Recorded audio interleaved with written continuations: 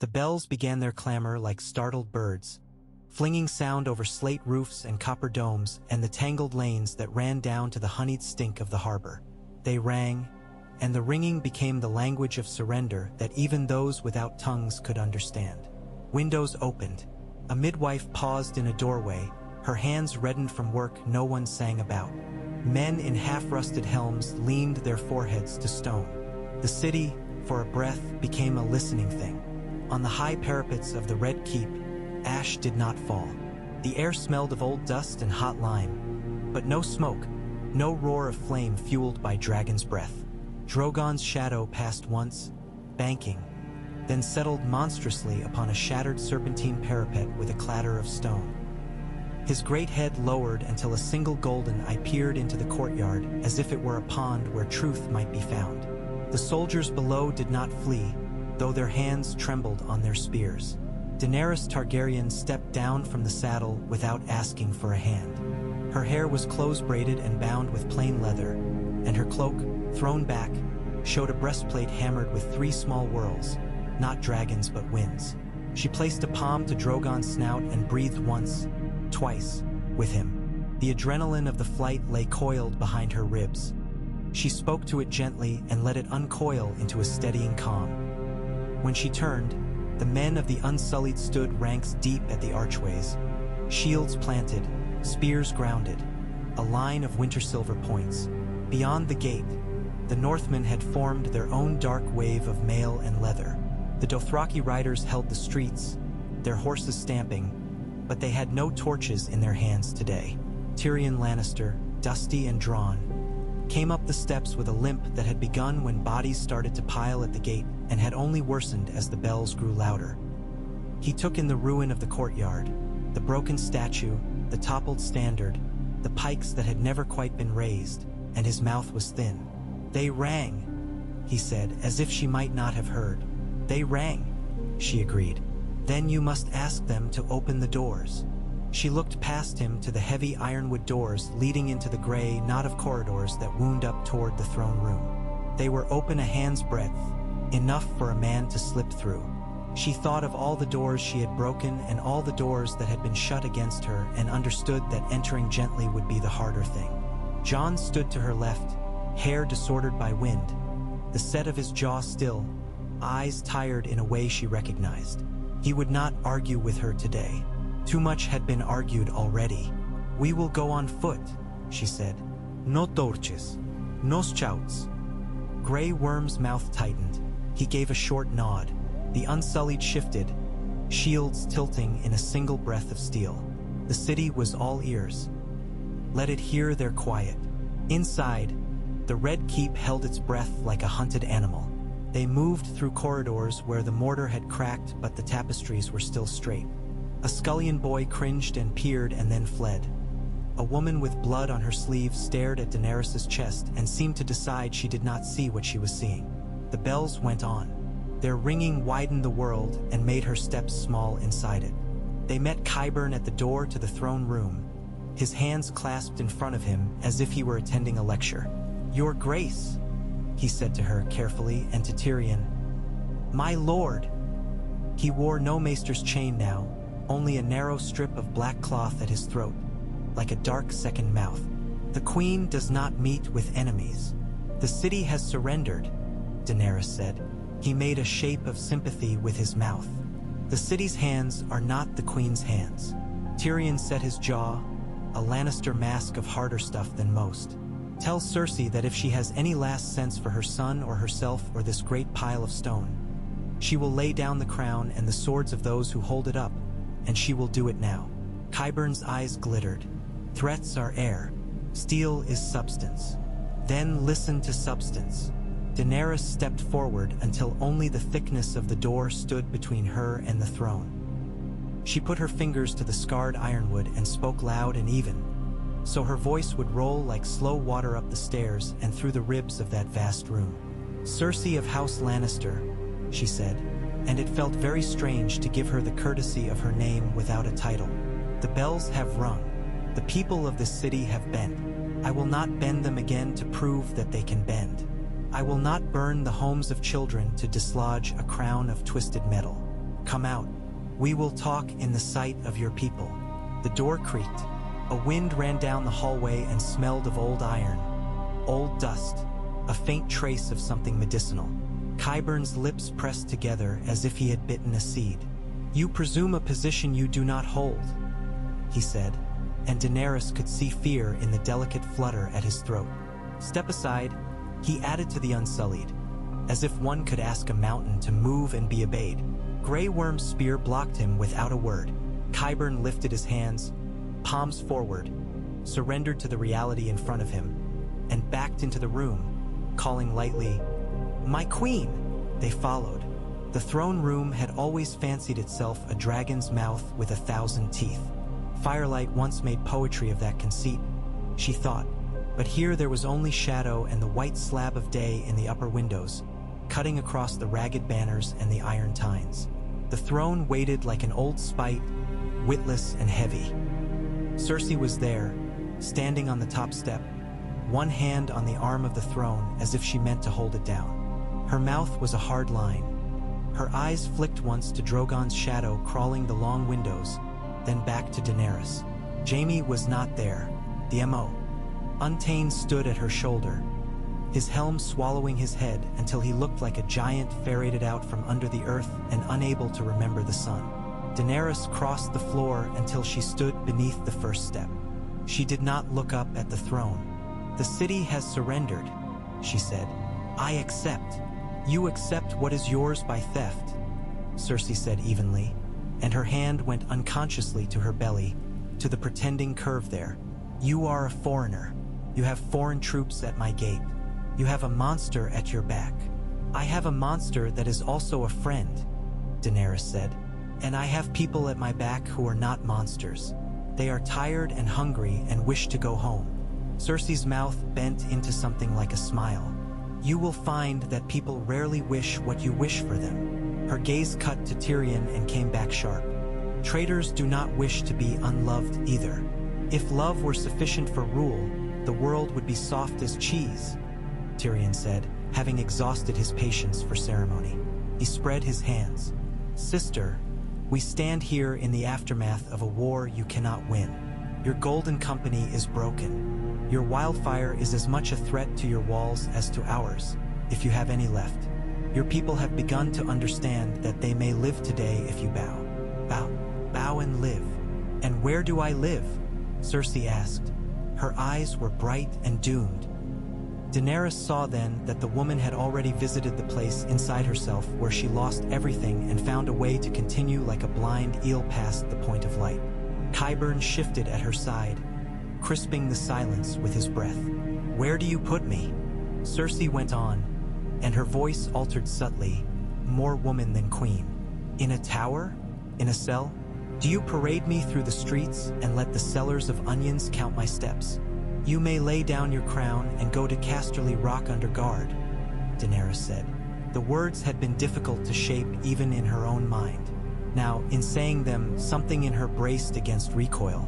"You will surrender the Red Keep, the city, the armories, and your titles. You will swear not to raise arms against the crown again. You will surrender the mountain and Qyburn to be tried by men of the Citadel for the crimes they have contrived. You will be allowed 10 maids and as much wine as the rock can afford." Cersei laughed then, quick and hard, and it shocked them all by how human the sound was. A laugh from a woman who had once been a girl and had loved the feel of sand on the soles of her feet. "You bring me my death wrapped in a courtesy," she said, and the laugh fell out of her. "You will kill me anyway, perhaps not with fire, perhaps with time which is slower and more cruel. I know the taste of both." "You mistake me," Daenerys said, and for once there was no heat in her claim. "You always mistake me. I do not need you dead to be queen. I do not need you alive to prove I am merciful. I need you to stop hurting people." The hush crawled. A boy ran in the hallway beyond, calling, and his call died. Even the bells seemed to pull their ringing back a little, as if to listen. Cersei lowered her hand from the throne. "You were a little girl once," she said abruptly, and Daenerys thought for an absurd moment that the other woman might ask her what game she had played. "What did you learn to want?" Cersei asked, And yes, there was curiosity, bitter as green apple skin. To never be owned, Daenerys said at once, startled by how easily the answer rose. To choose. Then you will understand. Cersei took her hand from the iron, stepped down one step, then another, until she stood at the floor. Jaime appeared from a side door with 2 Lannister guards carrying no shields. His face was dirty, grim, ruefully awake. He must have been in the tunnels beneath the keep, Daenerys thought, and let the thought go. Cersei's eyes flicked to him and away. She lifted both arms, and the gesture made someone gasp. For a heartbeat, it was as if she would call the mountain down on them all. Instead, the queen undid the clasp at her throat. The red and gold of her cloak slipped down, puddled crimson at her feet like a small, defiant sunset. She was in white beneath, simple sewn. I will not be owned either, she said. I lay down what I cannot hold. The throne is yours. The city is yours. I will go to the rock like a widow, her mouth distorted. If you let me keep the child I carry. I do not take children from their mothers, Daenerys said, and believed the truth in it the way you believe the feel of your own hand.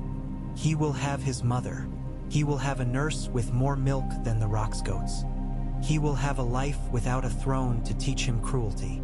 All lives teach cruelty, Cersei murmured, and in that moment she seemed tired enough to sleep standing. She glanced once at the mountain, then at Qyburn. You will go where you're sent, she told the creature in the grotesque helm, and it stilled, as if someone had pulled the string out of its back. To Qyburn she spoke with brittle politeness. You will use your cleverness for your own skin now. Do not write to me. Qyburn's face formed an arrhythmia of feelings and settled at last on interest, as if the world had just become more curious. I am at the Queen's service, he said to Daenerys with a slight bow, as if trying on an impossible hat.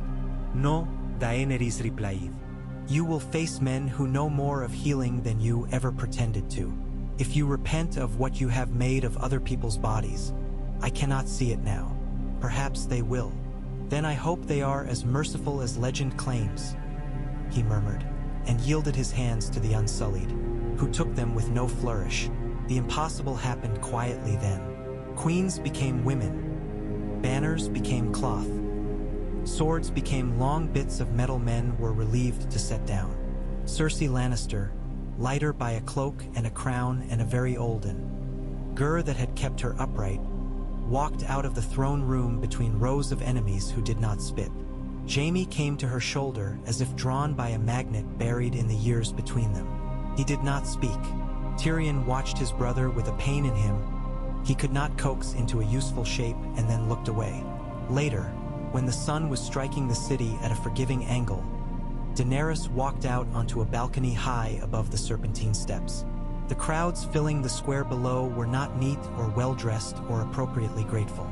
They were people, which meant that some of them were already calculating, and some of them had found their intoxication in the fact of survival, and some were trying to decide if they felt hope or only exhaustion. The gold cloaks had thrown off most of their colored sashes and stood with hands on hips, faces splotched with relief and fear. She had learned in other cities that you cannot tell a people they are saved and expect them to decide you are right. They must discover it for themselves with their own mouths and their own hungry nights. Even so, she spoke. People of this city, she said, and her voice spilled into the square like water that was not cold enough to hurt. You rang the bells. I heard you. You were heard. I am Daenerys of House Targaryen. I will not burn you as an introduction. I will say only this. I have seen chains in many shapes. I will not put them on you because I love the feel of keys. I will make it so that you need not kneel to one family forever. I will ask you to live, to work, to feed one another, to keep sharp watch over your rulers the way sailors keep watch over storms. A queen who is not watched becomes a danger to herself. She let that sit among them and heard no laughter. For today, do this, go home. If you have no home, come to the granaries. Eat. If you have no child, find a neighbor's child to give water to. If you have no work, help those who carry the injured. If you have anger, keep it as a coal in your hand. It is useful to start stoves, not houses. She paused, and a pigeon fluttered absurdly near her head. "Tomorrow we will begin." When she turned, John was there, hands on the rail, looking as if he were listening to a wind he could not name. "You did it," he said. "No," she said. "We did not burn." He huffed a small sound that might have been a laugh or a rejection of the need to laugh. "That will have to be enough." "It will not be enough," she said softly. "But it will be a beginning." They began in the ugly room where the small council sat. Ugly because the old polished table had been dragged away sometime during the siege to be turned into planks for bolting something else. Because the maps on the walls were outdated and the candles made with tallow that had the fat stink of rushed work. Tyrion sat as if he dared it to break his weight. Davos Seaworth looked around once and shrugged with the patience of a man who had sat in many ugly rooms and found a way to make a harbor out of what he was given. Yara Greyjoy sprawled loosely in a chair and twirled a knife she had no intention of using. The dagger made a faint, cheerful sound against her ring. The Grand Maester that remained to them was a small gray man who had somehow outlived larger men by carefully watching the floor as he walked. "Grain," Tyrion said immediately. "If we want to turn cheers into a habit, we must make bellies into a habit first." "Grain," Davos echoed. "We can pull what we need from the warehouses and the ships we captured, but the city will drain it like a dry throat. We'll need to buy. The Reach has fallen to ash and songs, but the riverlands, some still green there, the Vale, the North can spare little." "The North will not starve others," Jon murmured. "Sansa will send what she can. We can open our granaries at White Harbor, but winter bites us first. If we give too much, we'll pay later with frost." His use of Sansa's name put a delicate tremor on the air. Daenerys felt it like the thrum of a string. "I will write to her," she said. "Not to command, to ask.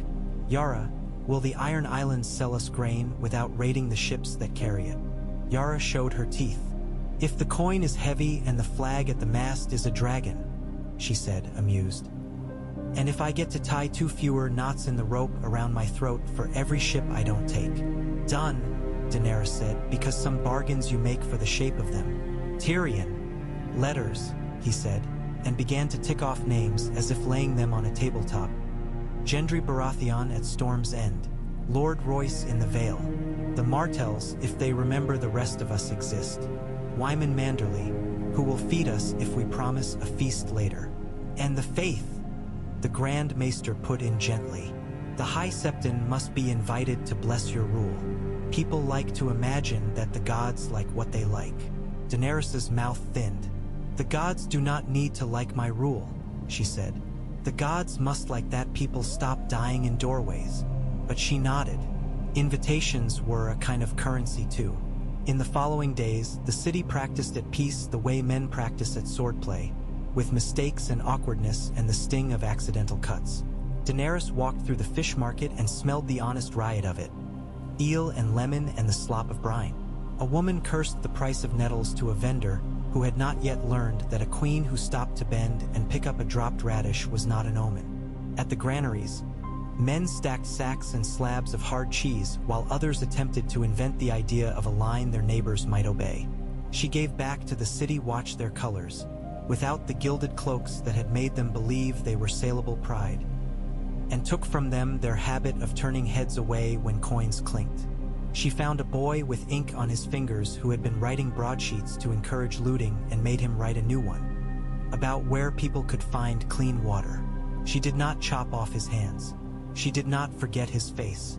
The Queen of the Ashes she refused to make walked the long halls at dusk when the tapestries turned into the shadows of giants and thought about what would have been easier.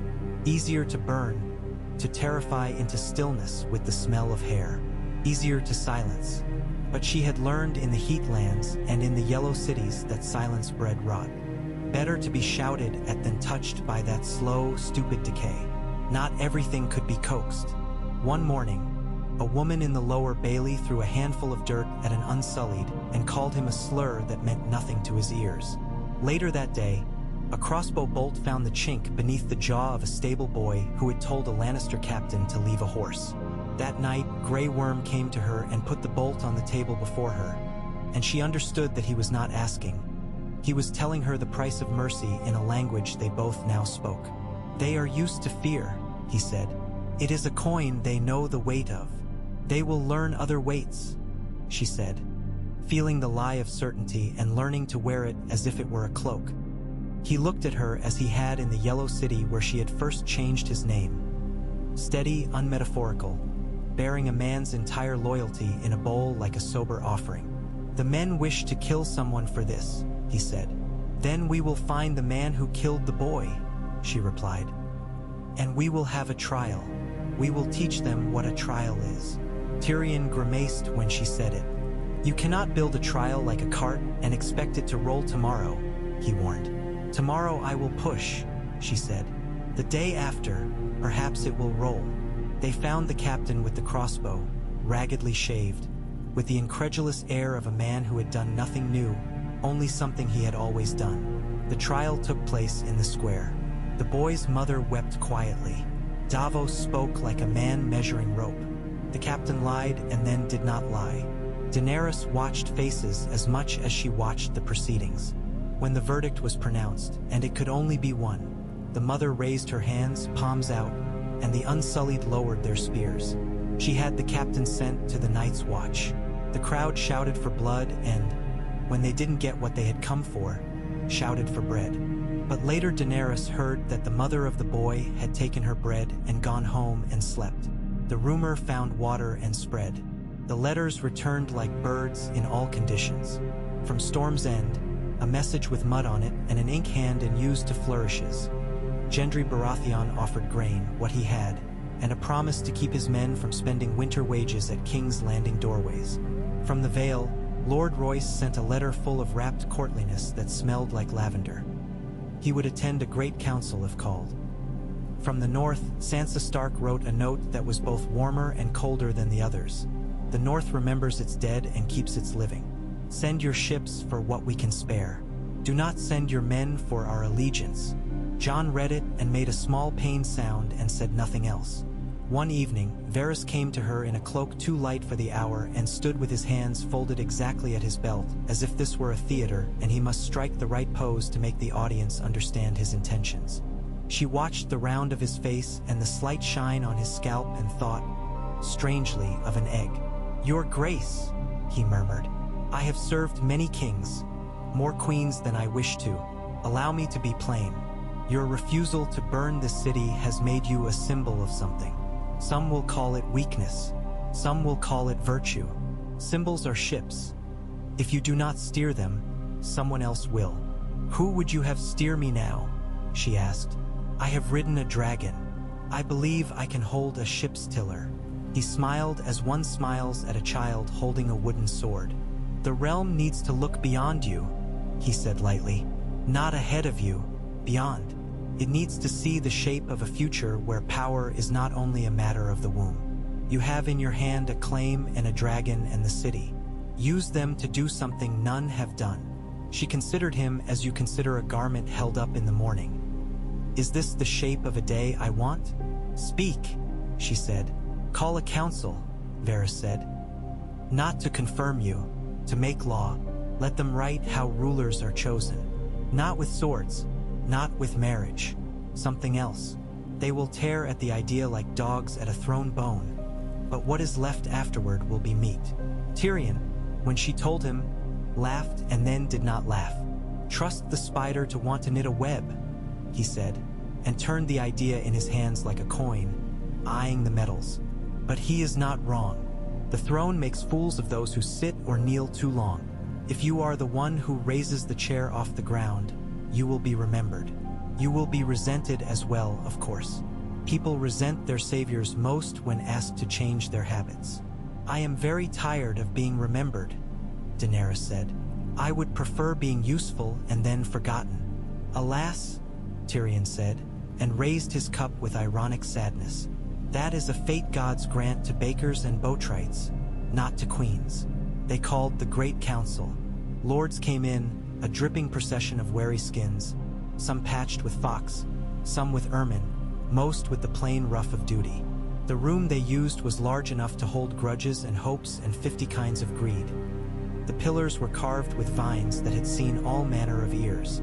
The High Septon arrived in heavy cloth like a ship in full sail and attempted to claim the dais. When told gently that he would be seated among equals, he turned a shade of pink that a pig might blush to wear and sat. Sansa Stark did not come but sent a pale-eyed man with a voice like winterbit to say tea. Hat the North would not bend, but would listen. Lord Royce glowered in his good-humored way. Wyman Manderley arrived with fishermen who smelled of the real world and spoke plainly until everyone else wanted to copy him. Yara leaned on a pillar and made faces at the High Septon. Daenerys opened the council with a sentence that cut sideways and drained the room like a pierced wineskin. "We will not speak of me," she said. "We will speak of the day I am gone." They stared. People always did when she cut a thing like that, not slowly, but with a clean line. "If power is a wheel," she went on, "and every spoke is a family and every turn crushes someone under it, then we must do more than tie the wheel to a different axle. We must change its shape." "How?" Lord Royce asked bluntly. "It has always been this way. Things that have always been a way are how wolves get under your fence and take your sheep because you said, 'The fence has always been there,'" Wyman Manderley rumbled. "What shape do you propose to make of this wheel, your grace?" "A council that chooses," Daenerys said. "A council of lords and ladies, and one that has room for others, guild masters, captains, wise women, when they have wisdom to bring and not only birth to claim. They will choose the next ruler. They will choose every time the ruler dies or yields. The succession will not be a matter of who can push out babies. This is a realm, not a cradle." The High Septon made a noise like a kettle spitting. "The gods!" Best not to finish that sentence in a room full of men who have watched kings by blood drive cities to famine, Yara suggested idly. The argument took days. They argued as if their mouths could throw stones and their eyes could block spears. Old men grew hoarse and young ones learned to use their throats. Daenerys let them fight until the fights began to sound like repetition tied to a rock. Then she lifted her hand and brought them back to the pure line of the work. In the end, they hammered out a council the way shipwrights hammer out a keel, with hard blows and understanding of current, a grudging respect for the sea. They did not make a law that could not be twisted. No law can be made so. They made one that would be difficult to twist without others seeing the twist. When it was done, the High Septon blessed it with thick language. Wyman Manderley blessed it by sending for pies. Lord Royce blessed it by saying, "We will see." The messenger from the North spoke last. "The North will keep its crown, but it will send a voice. A voice is not a knee. Then we will make space for that voice," Daenerys said simply. She did not, for once, feel that she needed to put her hand on a dragon to know who she was. Varys, afterward, came to her chamber without ceremony. A risk and a rudeness that told her he thought the moment warranted both. He bowed with an old-world grace. "You have made something that may outlive us," he said. "For a time, at least. All edifices fall, but let it stand and cast a good shadow first." "Thank you," she said, wary. Compliments from architects always hid a blueprint for the next improvement. He hesitated then, not the Varys she knew. He had something to say that would rip a seam in the day. "There are those who would prefer a king," he said carefully. "A particular king.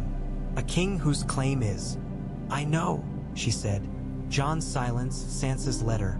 The way eyes turned to him when he entered a room and found themselves telling a story with his presence. She knew. "And you would champion him because you think the realm likes a man better than a woman. You are a realist. Realists are merely people who want to be right even when they are wrong." She held up a hand, forestalling his flinch. "Do not plot, Varys. Not because I will burn you, because I am tired, because I am trying to make something that is bigger than my temper. If I fail, I will not do it because you believed me a danger. I will do it because I was one." He looked at her with a thing like sorrow that was not pity. For a blink, he was a man, not his profession. "I have always hoped," he said simply. "Then let us both hope," she said. "And work." The attempt came 3 nights later. It was careful and ordinary, the most dangerous kind. Poison. slipped with the confidence of one who knows that kitchens are kingdoms and kings never see their faces. Missandei was not there to catch the woven threads of schedules and stop one from fraying.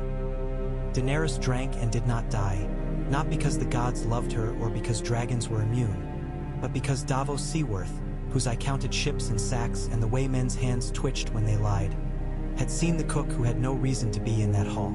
The cook died quickly, because Grey Worm did not build trials for men who had already confessed with the state of their work. They found on the cook a letter in a careful hand telling him where to be and when to use the little bottle found in his sleeve. The careful hand belonged to a boy at a scriptorium who usually wrote dry copies of the accounts of wine. The boy wept and told a name. Varys listened to the name and closed his eyes. When he opened them, they were full of rain. He did not ask for mercy. He would not have asked such a thing of anyone. They went to the sea before dawn, a boat like a sentence that must be spoken while your mouth is too cold to make the syllables clean. The tide was running out, dragging pebbles and old ropes. Varys stood in the boat with the quiet of a man more alone than the wind can make him. "We do not get to choose the stories told of us, Your Grace," he said, and his breath was a small vapor. "But we can choose not to be a story told by terror. Thank you for a city not on fire." She wished she had never liked him. "I cannot keep you near," she said.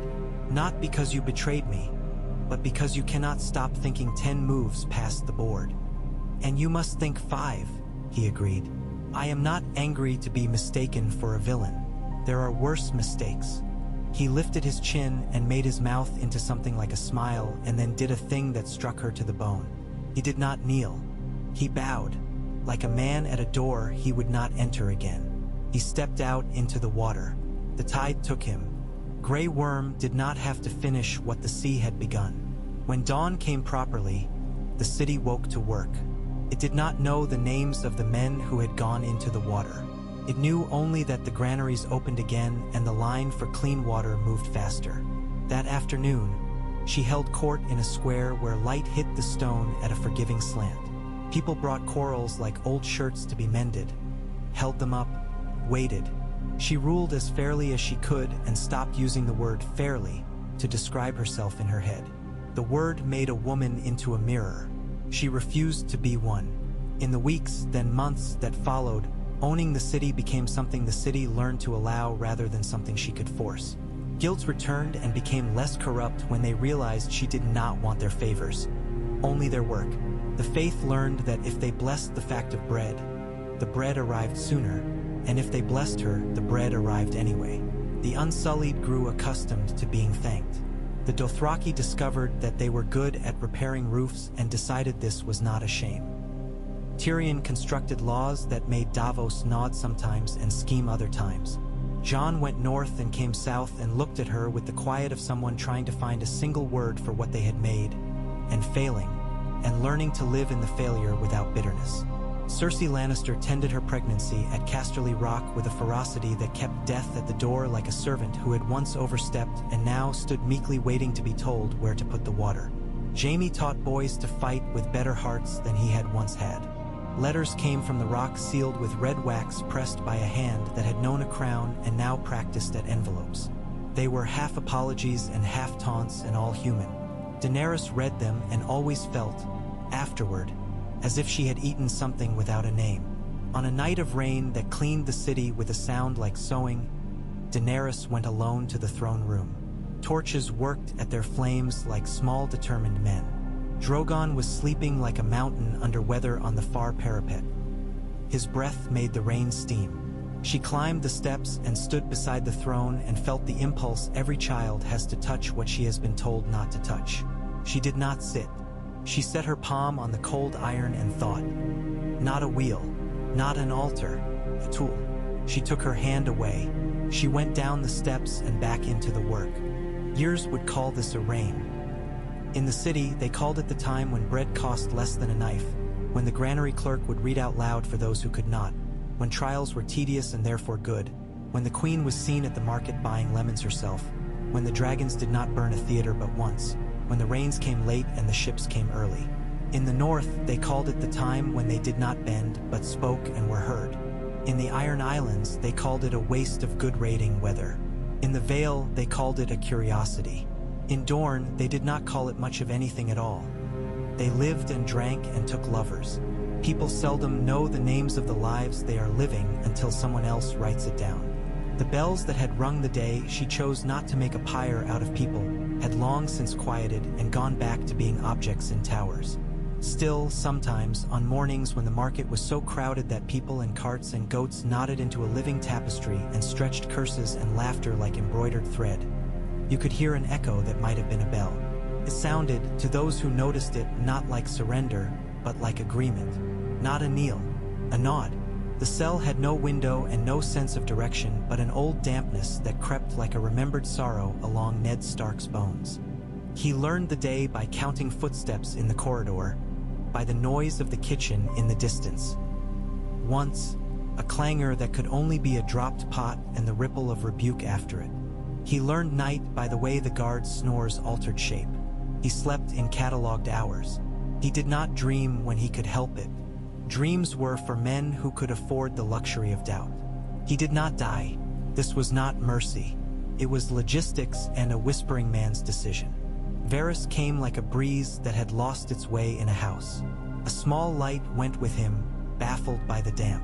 "Lord Stark," he said, and all the politeness of a court that ought to have kept him safe lay like flour on the surface of his voice.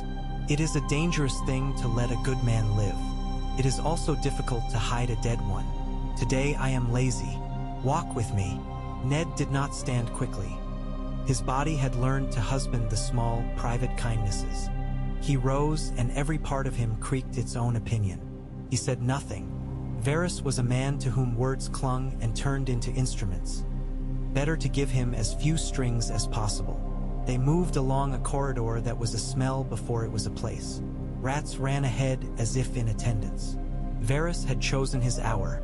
The castle's pulse ran slow and heavy in the night. At the foot of a staircase that must have known as many feet as the throne room had known lies, they met a boy with a sack. The sack held something, and that something smelled sweet and wrong. The boy's face was damp with serious sweat. Varys touched the boy's shoulder, and the boy closed his eyes for a moment like a prayer. "This is the corpse of Lord Stark," Varys said lightly, "a sight none of us wishes to have seen." The boy made a face at the W. Ate of the sack, and Ned, sickened and oddly comforted by the way in which practical men make tragedies into chores, put his shoulder to it and carried himself. It took the rest of the night to become a dead man. They left by a gate that nobody important knew, boarded a skiff that moved with a silence not even poets could have made seem elegant, and slid along the black margin of the city's sleeping mouth. The oarsmen had one arm.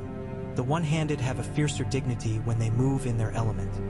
Ned watched him and thought of how men are always more than their losses. The smell of the river was a child's insult. The stars were pinched out one by low cloud. When they reached the barge, Davos Seaworth crouched in the stern, his face a set of angles carved by weather and choice. He did not say, "I am not with Stannis for this." He did not say, "I am with no one." He only said, "Time to go, Lord," as if Ned had been late for a supper and the roast would cool. Ned Stark went north in the belly of a grain barge. Bread saved him, as it saved most men.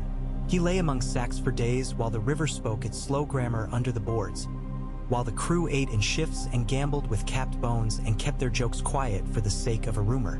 He counted slats and knots. He breathed through his shirt when the smell of weevils grew too bold. Fear was a carpenter at his ribs, trimming away any vanity that would keep the structure from holding. Catelyn's face came to him in the dark as if someone had painted it on the inside of his eyelids. He did not let himself speak her name aloud. He did not let himself think of his daughters. He thought of winter wheat and the way it bent without breaking. They landed in a rain that had never quite become rain, a river town that had given up on the notion that life might be anything more than what it was. Davos took him to an inn that was mostly a roof and a stew that understood onions. And there, in a corner that wanted to be private, Howland Reed waited, small and stringy as if made of marsh grass bound with sinew. The man's eyes were Fogg's eyes, patient and inscrutable.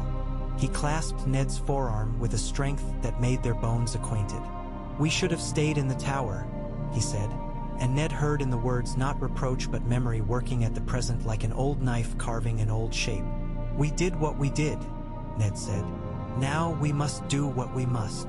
Howland inclined his head. "I brought you a name," he said, and the name was that of a smuggler whose boat slid through the fingers like a knife under a shirt. 2 nights later, they were at White Harbor, slipping in under dawn while the gulls held a conference about nothing essential. Wyman Manderley, large enough to make rooms look smaller, became a conspiracy by the act of standing up. He did not blink when Ned came into the hall. He grunted and said, "I had nearly baked you into a pie," and sent for bread and said, through mouthfuls, "Let us plan a way to feed you later." Caitlin came to White Harbor like a sea the day after the moon goes full, pulling everything with her. She looked older by 10 years and was beautiful in a way women are beautiful when they do not know they are being watched by those who love them. She wept once, a single, spare weeping that moved through her like a wave and then left her purposeful. "Rob has taken our banners south," she said.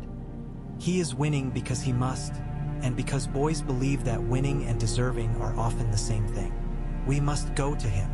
We must go north," Ned said. The words were stones he laid down and stood on. "The north is a house with its door unbarred. If I go south and he goes south, the Boltons become a draft. The Iron Men become a rumor that is a storm. We must shut the door." Caitlin's mouth hardened. "We leave our daughters in the south. We leave them whether we live or die," Ned said, and the truth of it cut her and left her clean. "We will not save them by letting wolves into our own kitchen. We will save them by building a place for them to come home to." She wanted to argue for the sake of her heart. She did not. She nodded like a woman who has decided to learn a new tool with blisters and then skill. "Then we go home," she said. They rode. The weather did not care about their plans and offered them its usual coldness that became a kind of honesty. They gathered men as they went, as a story gathers believers. Not because it is true, but because it is useful to be part of it. Karstark men came grimly, having learned that grief can be made to do work. Mormont men came with axes clean and minds simpler than most. Glover men came reluctant and became fierce once someone bothered to speak to them like thinking creatures. The Manderleys sent carts that saved 3 days and 4 fevers. Howland Reed and his green men moved like ideas through the marsh, present and gone, rumor and blade. The first letter from Rob reached them at a wayhouse that had once made a virtue of its pies and had now made a virtue of not dying. Rob's hand was clear, his words eager, his heart on the page where a wolf's paw should have been. He could not know his father read it. The letter had been sent to White Harbor addressed to a lord then thought dead. It was a letter to everyone and to no one, the kind that kindles boys and worries old men. Tywin had been pushed west. Jaime taken and then not taken. The Riverlands bled the way a body bleeds from 1,000 needle pricks. Slow and exhausting. "Come," the letter said without saying it. "Come finish this." Ned didn't. He sent back a message that moved as quick as ravens would let it and said, "Hold the rivers. Keep your heart inside your ribs and not on your banner. The north is our spine. I go to set it." He reached Winterfell with the first snow that realized what it was becoming. The castle took him in the way an old shirt takes the body that wore it thin, quietly, with a smell of smoke and familiarity that did not bother to announce itself. The gods would breathe winter into his bones and took it out again with its slow exhale. Maester Luwin looked both delighted and distressed, 2 expressions that men often wear at once when miracles are inconvenient. The kitchens made stew as if food could be gratitude. Old Nen wept and then did not weep and scolded him for scaring a woman of her age. People came to look at him in the yard as if he were a story walking. He moved through the rooms and counted the things whole and the things that needed repair. He learned the names of children who had been born, the names of those who had died for lack of herbs. He did not have the coin to buy that month. The names of men who had left their wives to sit by the fire too long. He listened. He did not pretend listening was the whole of leadership. He carried a hammer the next day and helped mend a gate that had sagged in discouragement. A lord with a hammer became a rumor. Rumors are a currency that buys allegiance you cannot ask for outright. The Iron Men came late that autumn with the sulk of men who had expected the world to remain undefended. Balon's command had been as subtle as a slap. He would take what was poorly guarded and shout that the gods loved him. They found not a naked valley but a north that had looked at its doors and set bars. The Manderley ships ran up the white knife like silver fish and set fire to the Ironmen's boats at anchor with a competence that would have embarrassed a poet's rhymes. Theon Greyjoy did not lead the first raid because Theon Greyjoy was in Winterfell, sitting across a table from Ned Stark with a face like a boy at winter lessons sitting on a splinter. "You will go home," Ned said, and Theon flinched as if the word home had been a whip. "You will tell your father that if he sends another ship, I will hang men for piracy. You will tell him you are proof of my goodwill. You will tell him if he wants a son at his table, he must learn to keep a knife out of other men's kitchens." He leaned forward. "And if you wish a name that fits you, you must choose it. Not for his sake, for yours." Theon's mouth opened and closed and opened. He was, in that moment, as young as the day he had first looked up at the bones of Winterfell and understood that they would never be his. He swallowed. "He will not listen," he said, and the admission was a torn cloth. "He knows only the sound of sails." "Then put your voice in the wind," Ned said. "Hope is not coin, but sometimes it buys a meal." Theon went. He took a Manderley ship to the islands and a letter in his boot and a slim chance in his ribs. Later, the letter would be found in a coffer Balon had not touched. He had not needed to open it to hate what it said. Theon returned with his face arranged into a man's mask and said that his father had spat and called him brought up by wolves. But the raids slackened, and a year later Balon Greyjoy fell from a rope bridge in weather that made even the gods feel old. And Yara rose and learned to count coin as if it were weather and lives as if they were sails. The Boltons proved the quieter threat. Quiet men are often the ones who pull hide from bone. Roose sent letters that folded back on themselves like snakes. He did not come himself. His bastard roamed and did the work that bastards with emptiness do to feel filled. There were flayed men found in a clearing like grotesque scarecrows. An old woman went missing and turned up only as a story at the alehouse and a stain in a back room.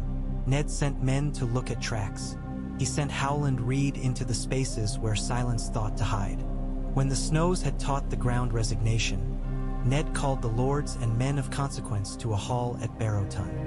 He went without pomp, with 24 men who knew the weight of quiet. Catelyn rode with him and watched the doors and the faces of men as if she were measuring their usefulness as barrels. Wyman Manderley came and brought a singer who was not there to sing.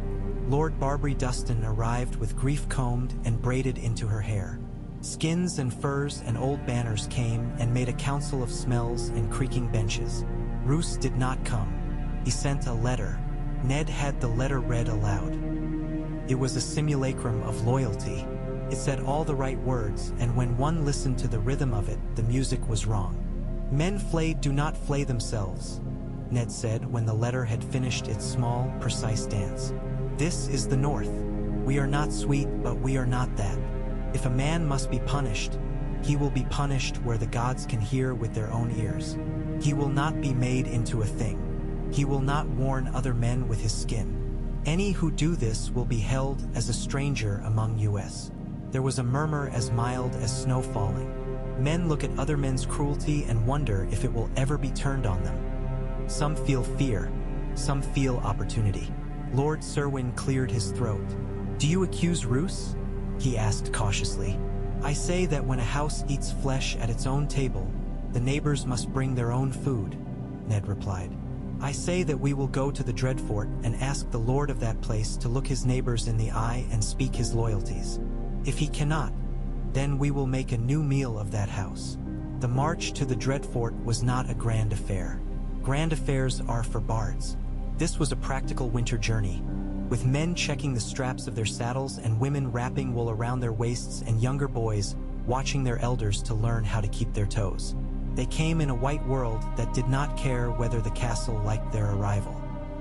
The Dreadfort rose like a promise that had been broken so long ago that men had simply made a habit of stepping around the place where it lay. Ned knocked at the gate. He did not shout. He stood and let the cold move through him. At last, The gate opened enough to admit delegation and tension. Roose Bolton met them not in his hall, but in a chamber where the windows were narrow and the fire was a copse of old sticks making more light than heat. He was a pale man who had learned to wear pallor like silk. His eyes were a color that made people think first of water and only later of ice. He bowed to Catelyn with a grace that had nothing to do with affection. "Lord Stark," he said, as if the title were a thing they could share the way men share salt. "To what pleasure do I owe?" "There is talk," Ned said, cutting him cleanly. "It is not a northern thing to talk about a man's work without asking him about it. This I do. Have you flayed men?" Roose's expression did not alter, as if his face had died once and been trained into living again only to keep his eyes from sloshing out. "There are stories," he said. "There will always be stories about Boltons. We live in a castle named for dread. We do what is required." "What is required?" Ned said in that even tone that had been taught to him by the godswood. "Is that men be punished lawfully, and that their bodies be given to the earth intact. The old gods do not look on trophies with favor. Neither do I. The law is not a matter of decoration. It is the thing that keeps us from eating each other with knives." Roose lifted a hand that might have belonged to a scholar and not a butcher. "You speak of law as if it were a god you had met," he said. "Very well. If a man under my banner flayed another, then he will be punished under my roof.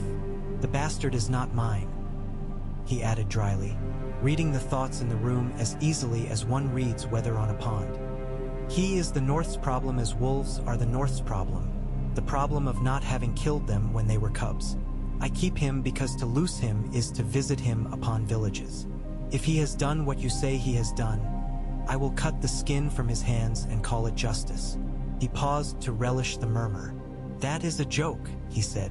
He let the joke sit and rot. "Bring me a name. Bring me evidence. Do not bring me rumors and expect me to whip the air." Ned looked at him until looking was work. "We will bring you names," he said. "We will bring you pieces of rope and men's last words. You will answer them with a court and not with your basement." He turned to leave because to stand longer would be to become part of the room's ugliness. "You will come to Winterfell at the new moon. Bring your son." The trial at Winterfell was not elegant. Could not be. Elegance requires distance. This was a room where men's wives sat in their cloaks, and men who had lost fingers to another man's amusement were forced to display their stumps like poorly executed toys. The bastard sneered and made a show of boredom. Roose watched his son with an expression carved into him by years of disappointed survival. Names were spoken like little funerals. Evidence came in butchered chunks and in the voices of people and used to the business of law. He was guilty. Men are guilty because they have chosen to be and because no one stops them and because they start thinking they are a storm. Ned Stark spoke the sentence. He took up the sword. His arms did not tremble. When the head hit the block, the room inhaled as one thing and exhaled as many. Roose Bolton did not rage. Rage is a warmth. He bowed his head like a man who had been told that the roof needed rethatching, and he would do it because a roof must keep rain out. "I will go home," he said. "I will learn to be a different kind of fear." He did not. Men do not quickly. The North kept him under a gaze it had learned to use better. The Dreadfort became less a rumor and more a place on a map. The bastard died in a fight that was not glorious on a road no one had thought important when 4 men decided the world would be lighter without him and made it so at the cost of 2 of their own. People laid flowers because flowers were what they had, and the snow swallowed the petals and made them all the same. Robb came home with his hair longer and his eyes older and the look of a boy who has been holding a scythe through a harvest that never seemed to end. He stood in the yard at Winterfell and put his hand to the stone and let it make him honest. He hugged his father with a strength that had in it the anger of not having had that embrace when he had needed it. They talked long under the trees, and the trees listened because that is what trees do.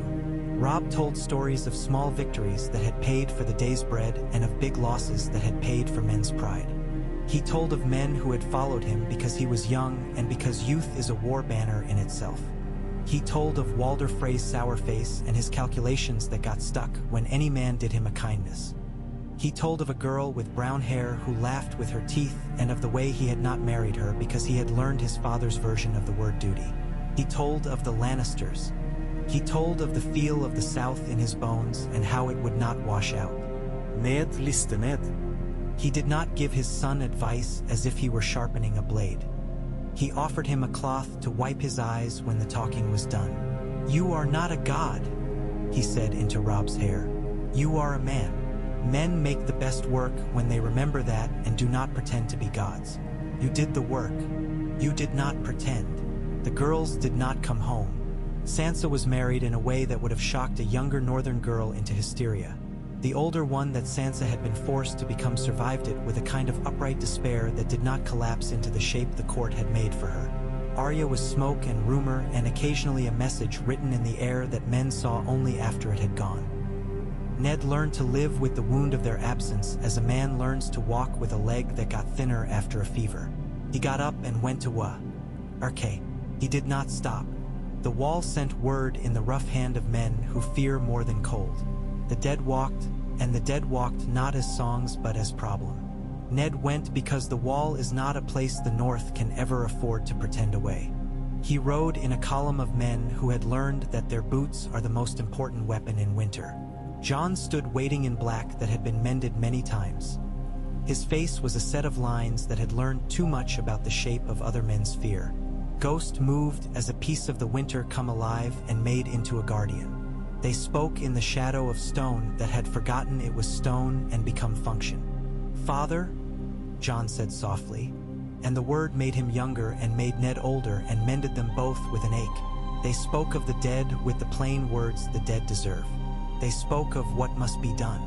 They did not talk much of Targaryens or thrones or who had claimed to what. There is a dignity in certain kinds of silence. Ned helped build fires in a pattern old as reason. He taught men to keep their eyes on the places the dark seems to move. He used his reputation as if it were a lantern. When the first true cold came howling with a hunger that had learned patience, he stood in it and did not confuse drama with duty. They fought the way men fight the inevitable, with a stubbornness that looks like folly until it is the only thing between people and not existing. Jon was as good as his face. The Night's Watch learned to be something again, not a punishment but a usefulness. Letters went out to all the lords of the realm calling for men and salted beef and faith that did not require incense. Men came and some died, and the dead did not keep what they took. The wall held. The North breathed. Revenge, when at last it came, did not wear the clothes Ned Stark had once imagined. He had thought of it as a blade, an act, a balance restored by the correct weight placed on the other side of a scale. It came instead as a series of closures. Bolton's pelt taken from the hall and burned while people watched and did not cheer. Theon standing in a hall at Winterfell and saying, "I am sorry," without weeping in the room choosing not to spit. Wyman Manderly giving food to a family whose men had once spit on his name. Robb standing at a river and letting it take a banner downstream until it became a streak of color no one could make a story of. Ned learned to understand that revenge performed cleanly is merely justice, and justice, when it is working, is dull.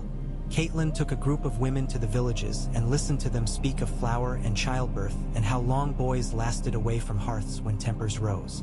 She wrote laws with Maester Luwin that made a wife a person in the ledger who could own a small plot of earth in her own name even if a husband died. The laws were very boring. They were beautiful. Scribes learned to write them with the economy that comes of things that will be used. The South went on being itself. Complicated and vain and occasionally glorious the way a man who insists on wearing silk in winter is glorious when he does not freeze. Wars were fought with a sort of exhaustion that meant men were less willing to die for their poets and more willing to live for their children. A dragon was sighted once far to the south, a shape in a sky that was someone else's problem. Letters came and went like sparrows who had found a bakery. Ned aged. He did not Leoneize himself for doing so. He woke earlier each winter day and found that his hands needed a moment to remember what they were for. He learned the names of new children and forgot the names of some men who had been drunk and unpleasant and unimportant 20 years ago. He stood often in the godswood and did not ask for anything. He offered thanks the way men offer bread to those who have come a long way. And sometimes he did nothing but stand in a place that had saved him once and would save him again by reminding him that he was small. On the last morning of a year that had gone on slightly longer than anyone thought was decent, he walked the wall at Winterfell with a fur over his shoulders and listened to a world that had chosen to keep turning. Smoke rose from chimneys in 100 shades of gray. Someone shouted for a dog. Snow lay in the corners where even men with brooms lost interest. He looked west and thought of the rock. He looked south and thought of a city he had left alive. He looked north and thought of cold and of a sun with a wolf. He looked east because a man should look east sometimes, even if the gods he knows are all under the pine needles. He put his hand on the stone and felt that it was as indifferent and as faithful as ever. "Lord Stark," called a voice. It was small with age and wind. It was old Nan. "You'll freeze out there," she scolded with love like a woolen mitten. "And then who will tell us what to do?" He smiled, which made his face creak, and came down. He had learned long ago that the world does not want to be told what to do. It wants to be shown and then left to practice. He went to the hall and sat at a table where men ate and argued about fences and hired hands. He signed a paper that made a widow's life easier. He listened to a boy who talked too loud about a girl and told him to talk softer.